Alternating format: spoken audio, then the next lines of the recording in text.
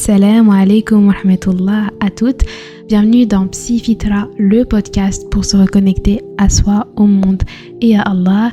Donc je me présente, moi c'est Loubna, je suis passionnée de psychologie islamique, diplômée de psychologie et aussi une amoureuse des livres. Donc ça me fait un peu bizarre de parler comme ça de vive voix. Et justement, j'ai pris beaucoup de temps pour créer et ouvrir ce podcast, tout simplement par pudeur vis-à-vis de ma voix. Et c'est vrai que j'ai eu vraiment un long cheminement. Mais alhamdoulilah, au final, j'y suis parvenue, j'ai fait confiance en Allah, j'ai fait les causes, donc prière, invocation, patience. Et au final, je suis prête, je me sens sereine. Et c'est important justement de commencer des projets en étant serein. N'y allez pas si vous sentez qu'il y a quelque chose qui vous tiraille. Prenez votre temps. Vraiment, la patience, c'est la clé. Donc, dans cet épisode, j'aimerais vous parler d'un mot qu'on entend très souvent, mais qu'on comprend rarement pleinement. Et pourtant, j'estime, il est essentiel. C'est l'équilibre. L'équilibre intérieur, plus précisément. Donc, je vais utiliser pour ça mes connaissances en psychologie et aussi notre croyance, donc l'islam, pour répondre à ce sujet, à cette thématique et vous permettre de trouver votre équilibre intérieur, donc de vous donner les clés. Et au-delà de ça, ce podcast, je veux vraiment qu'il soit un espace intime et bienveillant, vraiment une safe place où je pourrais partager des réflexions, des clés, des conseils pour vous aider à avancer à votre rythme chacune. Donc commençons. On va commencer par définir le terme. Donc l'équilibre, c'est quoi, à quoi ça ressemble concrètement et d'un point de vue psychologique mais aussi islamique. Donc d'un point de vue psychologique, l'équilibre intérieur, ça correspond à la capacité à rester stable et à nous adapter. Donc concrètement, c'est quoi ? C'est lorsque nos pensées, nos émotions et nos actions sont alignées. C'est quand on ne ressent pas de déchirement entre ce qu'on ressent, ce qu'on pense, ce qu'on fait, donc un conflit intérieur. Et moi, ce sujet-là, c'est vrai qu'il me fait beaucoup penser à la question d'identité. Donc je vais m'expliquer. Moi, personnellement, depuis très longtemps, je me suis sentie un peu entre deux. Donc pas vraiment ici en France, pas vraiment là-bas, dans mon pays d'origine. Et je sais que c'est un état qui est ressenti par plusieurs personnes justement franco-X, donc d'une autre ethnie. Et il y a cette phrase qui m'a toujours parlé, c'est « je ne me sens chez moi que dans l'avion ». Et en réalité, ça me rend triste parce que on n'arrive pas à concevoir qu'il ne faut pas choisir. On n'a pas à être l'un ou l'autre, mais tout simplement les deux.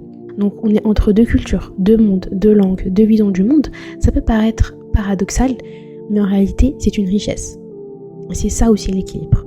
Donc c'est pour ça que je fais un peu le parallèle avec ce sujet-là de l'identité, parce que ça crée en fait un conflit intérieur chez beaucoup d'entre nous, dont moi, ça a créé vraiment un conflit intérieur qui m'a déchirée pendant des années, vraiment pendant mon adolescence, ça m'a touchée.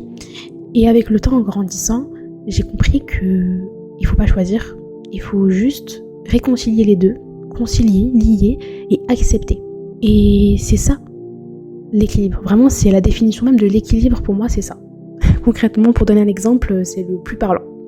Entre autres, si on referme cette parenthèse de l'identité, l'équilibre, c'est aussi une gymnastique permanente. Il faut savoir que ce n'est pas un état stable. Donc toute notre vie, on va devoir ajuster pour revenir à cet équilibre intérieur. Donc il y a des hauts, il y a des bas, donc il n'y a rien qui est linéaire. Et aussi, ça touche toutes les sphères de notre vie. Donc on peut voir la dualité, entre dunya et akhira, donc l'ici-bas et l'au-delà, entre les autres et soi-même de manière sociologique, mais aussi le corps et l'âme de manière individuelle. Et justement, moi ça me parle vachement. En termes de troubles psychiques, on a en psychologie ce qu'on appelle la psychopathologie développementale. Donc c'est l'étude du développement des troubles. Et dans cette matière-là, à la fac, je m'en souviens, on parlait beaucoup de seuil, de continuum et au final d'équilibre. Et aussi, il y avait cet angle temporel. Donc je m'explique, par exemple, si on prend le stress en soi, c'est un mot qu'on connote comme péjoratif. Alors qu'en vrai, le stress, c'est quelque chose qui est vital qui est là pour notre survie et qui nous permet aussi d'être motivés, performants, créatifs. C'est vraiment ce qui va nous booster. Mais ça, c'est quand le stress est équilibré. Donc vraiment quand il est dans sa ligne de, on va dire, assez stable, dans le temps mais aussi dans le degré. Mais lorsqu'il y a trop de stress ou un stress trop prolongé, là ça devient pathologique, là ça devient anormal et c'est là où le trouble naît. Et d'ailleurs, même lorsque le stress est trop bas, donc c'est ce qu'on appelle le distress, il y a aussi trouble. Parce qu'on perd de la motivation, on perd de l'envie, on ne fait du coup plus rien, parce qu'il n'y a plus rien qui nous booste. Donc l'équilibre, c'est ça, en psychologie. Et maintenant, j'aimerais rentrer dans le vif du sujet, c'est-à-dire l'islam et l'équilibre. L'équilibre, c'est une orientation divine. L'islam est une religion de la voie du milieu, car Allah subhanahu wa ta'ala dit dans le Coran « Et c'est ainsi que nous avons fait de vous une communauté du juste milieu ». Surat al-Baqarah, verset 143.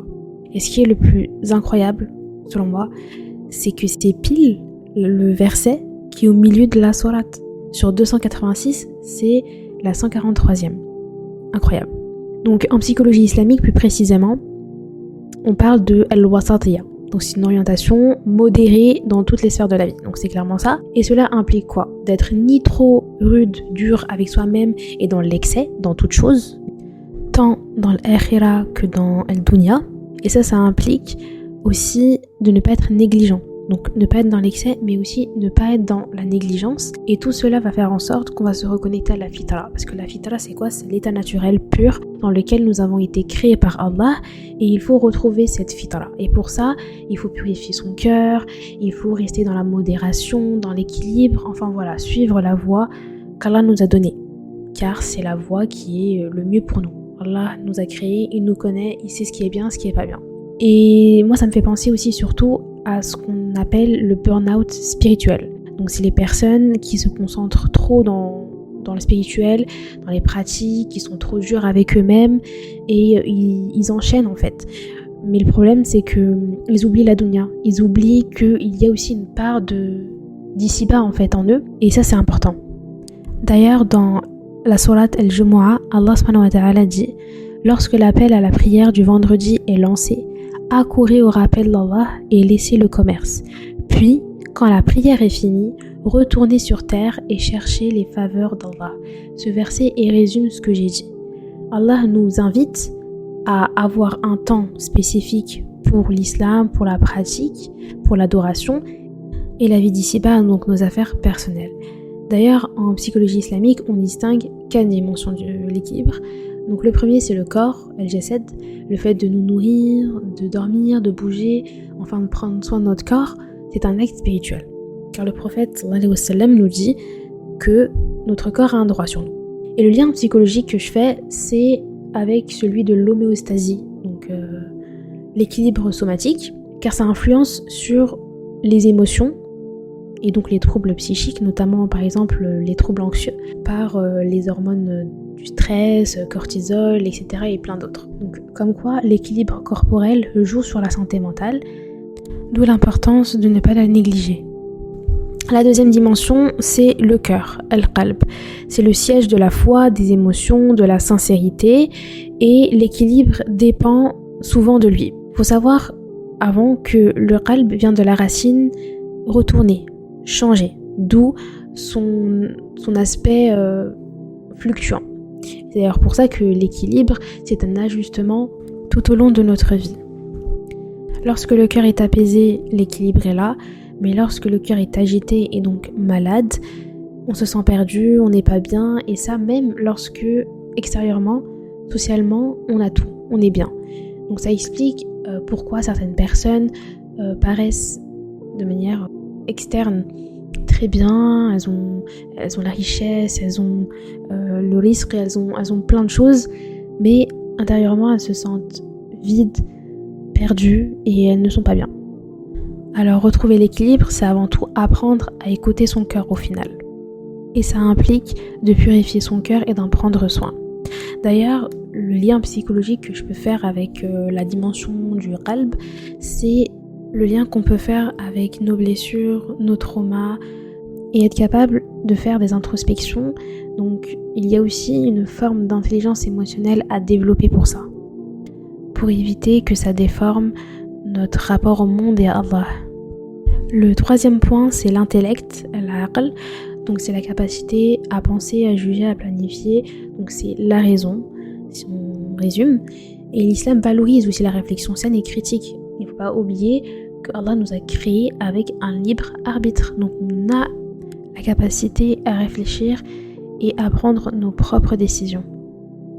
Et le lien psychologique qu'on peut faire avec l'intellect, c'est lié aux pensées automatiques, aux schémas cognitifs, les biais mentaux. Donc tout ça, ça va résulter d'un déséquilibre de l'intellect qui va entraîner donc des ruminations, des pensées obsessionnelles, le perfectionnisme religieux aussi. Donc d'où l'importance de la pensée dans l'équilibre intérieur, psychologique et aussi spirituel. Et la quatrième et dernière dimension de l'équilibre en psychologie islamique, c'est l'âme, al-nafs. Donc l'âme, ça correspond à notre ego, au désir, aux pulsions, à l'instinct, donc ce qui est primitif chez nous. Et on la distingue en 3 états. Donc c'est-à-dire que nous, on a l'obligation d'éduquer cette âme-là pour arriver à notre but qui est l'état de l'âme apaisée. Donc je m'explique, il y a tout en bas l'âme impulsive, donc c'est vraiment l'âme qui va être dans le péché, qui va être négligente, qui va même pas craindre Allah ou même penser à lui. Il y a après le nafs, donc l'âme blâmante, donc c'est celle qui va être dans le jihad al-nafs, qui va être entre les deux, qui va être tiraillée, elle va parfois faire du bien et parfois faire du mal, donc elle est entre les deux. Et puis il y a l'âme apaisée.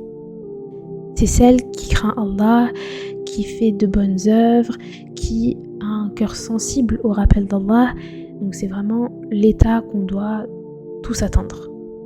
Et d'un point de vue psychologique, ça passe par le travail sur soi. Donc le jihad al-nafs, c'est travailler sur soi, c'est le fait d'avoir conscience de ses manquements, de ses péchés, de cultiver la pleine conscience, donc vraiment être dans l'instant présent et dans l'action, et pas juste dans l'illusion ou dans la passivité.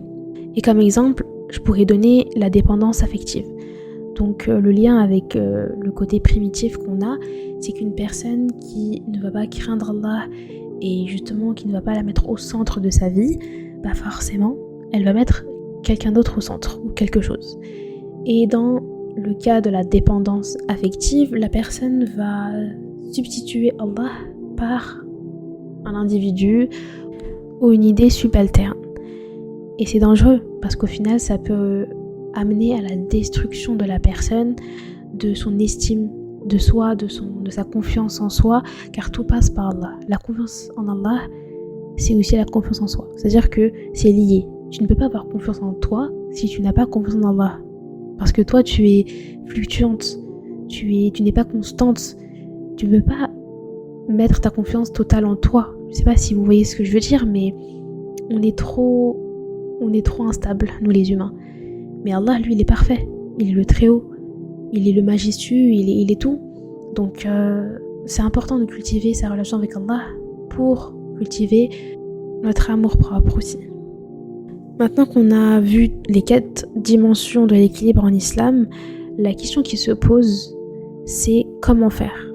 Comment on fait justement pour arriver à cet équilibre, pour purifier notre cœur, pour avoir une âme apaisée, pour avoir un corps sain ? Comment on fait ?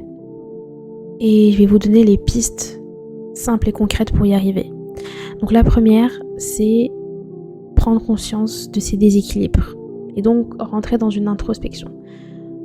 Si on n'a pas conscience de ce qu'on fait, de ce qu'on incarne, donc l'image qu'on a actuellement de nous-mêmes ou même l'image qu'on renvoie aux autres, si on ne sait pas où est situé le problème, on ne peut pas justement guérir et avancer et évoluer.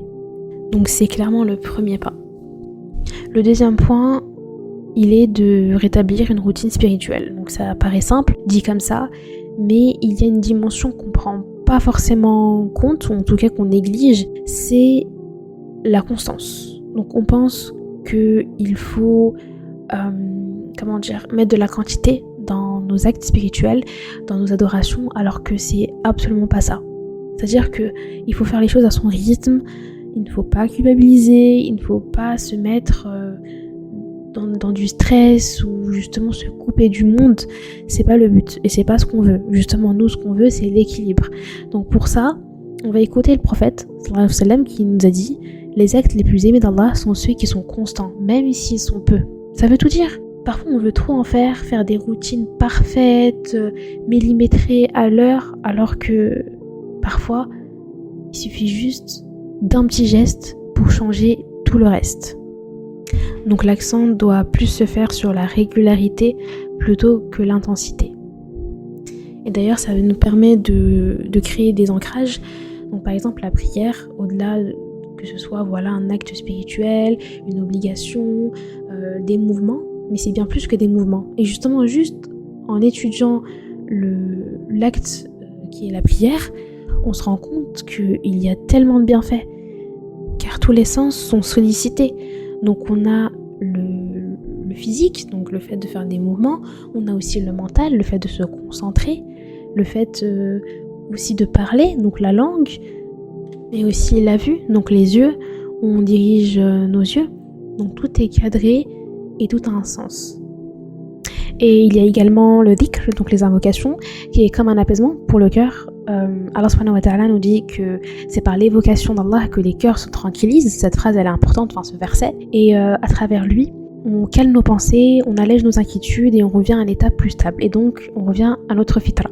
Il faut donc voir les actes d'adoration et les obligations comme une opportunité pour revenir à notre équilibre intérieur et donc à notre bien-être.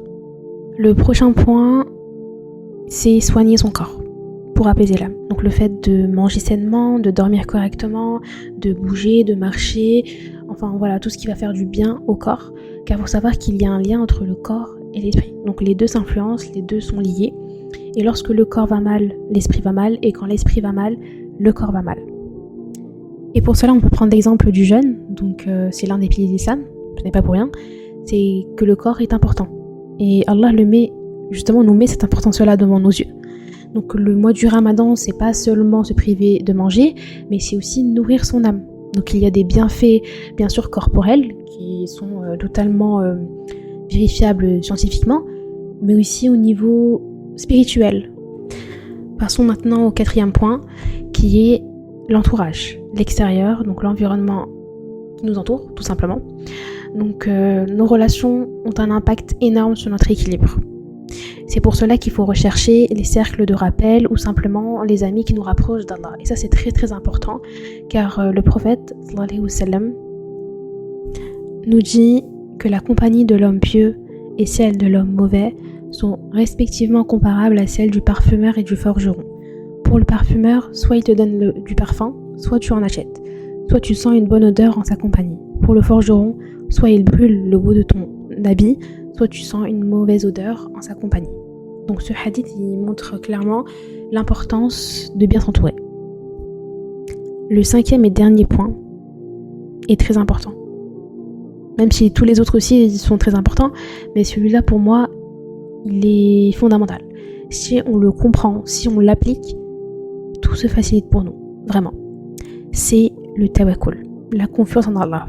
Donc je m'explique, c'est le fait de respirer, de faire ce qu'on peut, mais d'accepter que le reste ne dépend que d'Allah et que ce n'est que Allah qui maîtrise tout et que nous on ne maîtrise pas tout simplement. Et l'équilibre, c'est pas l'absence de chute. Il faut pas penser que être dans l'équilibre, c'est tout le temps être parfait, c'est tout le temps justement savoir tout gérer. Non, il y a des hauts, il y a des bas. Rien n'est linéaire, dans la vie. Et ça fait partie aussi du tawakkul, de l'acceptation et de la reconnaissance envers Allah de toutes choses, qu'elles soient bonnes ou mauvaises. Mais pourtant, ça ne veut pas dire qu'il ne faut rien faire et se lamenter ou être dans l'inaction. Au contraire, l'islam appelle à l'action, bien sûr en y mettant la niya, ça c'est très important. Mais concrètement, le tawakkul, ça veut dire je fais ce que je peux, du mieux que je peux, mais le reste, la suite, je la confie à Allah. Parce que c'est lui qui sait mieux que moi. Et le fait d'avoir cette confiance, elle libère du stress, elle libère du besoin de contrôle, et donc ça nous libère intérieurement nous-mêmes. Elle nous évite de vivre dans le passé et dans le futur, donc par peur de ce qu'on va devenir, par la nostalgie de ce qui a été. Donc on ne vit plus dans le futur, dans le passé, parce qu'on est dans le présent. On se dit, tout ce qui s'est passé ou tout ce qui va se passer dépend d'Allah et pas de moi. Donc moi, ce que je peux faire, et la seule chose que je peux faire, c'est d'agir dans le bien, en faisant confiance en Allah.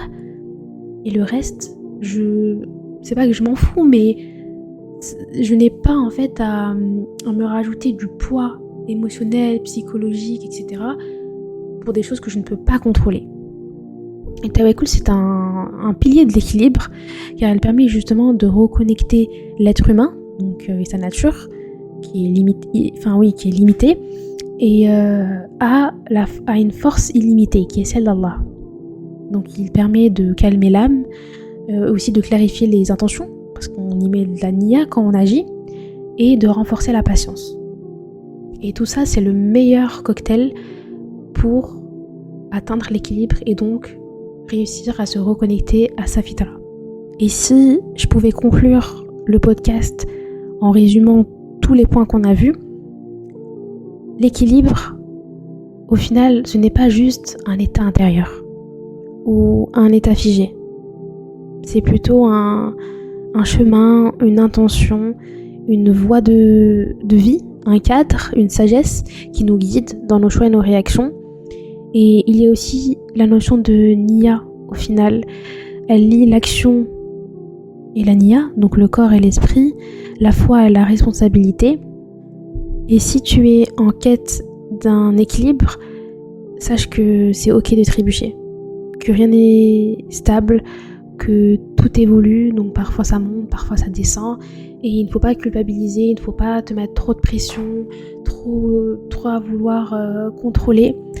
C'est pas bon. Et d'ailleurs, ça me fait doucement sourire parce que, subhanallah, en faisant ce podcast, au final, ça m'a permis justement de travailler mon équilibre parce que j'en attendais beaucoup de moi. J'étais très exigeante avec moi-même.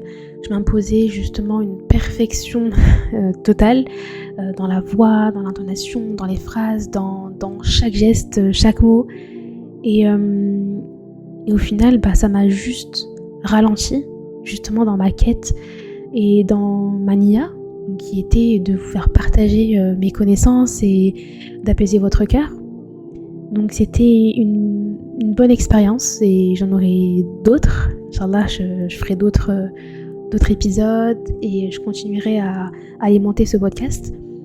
Et ça me fait bizarre de me dire que je suis à la fin parce que je pensais vraiment pas y arriver et combien de fois je voulais abandonner, combien de fois je voulais rebrousser chemin. Mais grâce à Allah, grâce à ma patience, tawakkul, tout ça, j'ai réussi au final à vous parler de vive voix. Donc le principal au final, c'est de revenir encore et encore vers ce qui compte, c'est-à-dire Allah. Wallahu a'lam. Merci pour ton écoute et je te retrouve très bientôt, Inch'Allah, pour un prochain épisode. D'ailleurs, je ne sais absolument pas sur quoi je vais parler, mais bon. Assalamu alaikum wa rahmatullahi wa barakatuh.